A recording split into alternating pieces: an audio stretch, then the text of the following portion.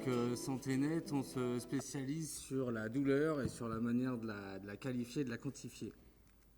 Alors pour moi tout est parti d'une expérience personnelle, c'est-à-dire que j'ai eu un accident de moto, c'est ça qui m'a lancé dans le monde entrepreneurial. Parce qu'avec cet accident de moto, j'ai eu des douleurs chroniques et j'ai pu voir un petit peu comment à l'heure actuelle on les prenait en charge et comment on traitait la douleur.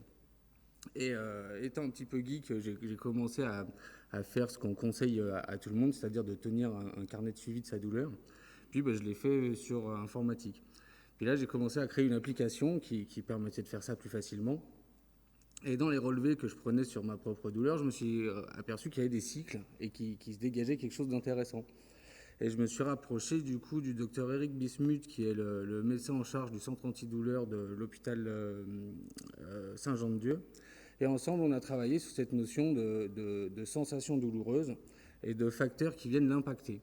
Et donc de là, on a créé un petit peu un système de cartographie de la douleur dans son ensemble, c'est-à-dire l'intensité classique de la douleur, mais aussi l'impact que ça peut avoir sur le moral, sur le sommeil, sur la qualité de vie, l'observance du traitement, et puis quelques informations qu'on peut récupérer automatiquement grâce aux nouvelles technologies, qui vont être par exemple l'activité physique ou l'impact de la météo sur la douleur du patient.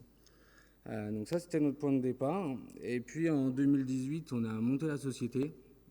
Et du coup, autour de cette solution innovante, on a cherché à créer 3 produits distincts.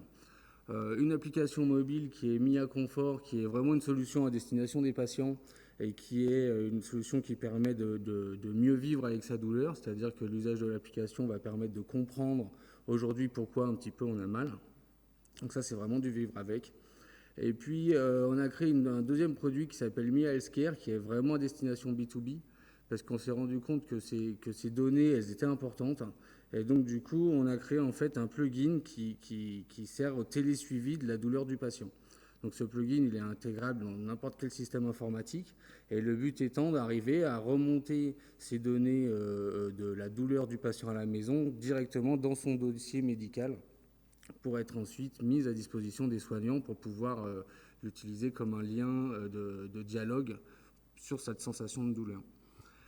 Ça, c'est un produit qu'on commercialise en marque blanche parce qu'on n'a absolument aucune volonté de faire une politique de marque, mais on veut que ce dispositif il soit assimilé par les soignants, donc qu'il soit au logo des soignants, et qu'on vend en solution SaaS, donc c'est du service. Et puis, dans notre travail avec Lyon Bopol, ça nous a permis de montrer un besoin en fait autour des tables rondes, notamment des tables rondes sur la douleur, comme quoi il manquait quand même des outils pour mesurer la douleur pour tout ce qui est projet de recherche.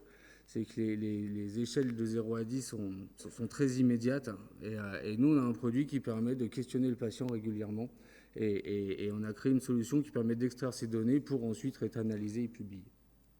Donc voilà, ça c'est notre travail actuel. On se met en ligne pour faire une première levée de fonds pour accélérer la commercialisation.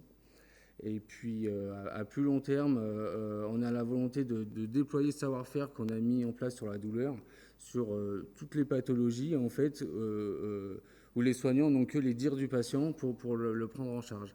Je pense notamment à tout ce qui est dépression, tout ce qui est maladie psychiatrique type bipolarité. Les soignants ont clairement un manque d'outils et nous, ce savoir-faire de sciences cognitives sur l'auto-évaluation, on a envie de le déployer sur toutes ces pathologies. Voilà.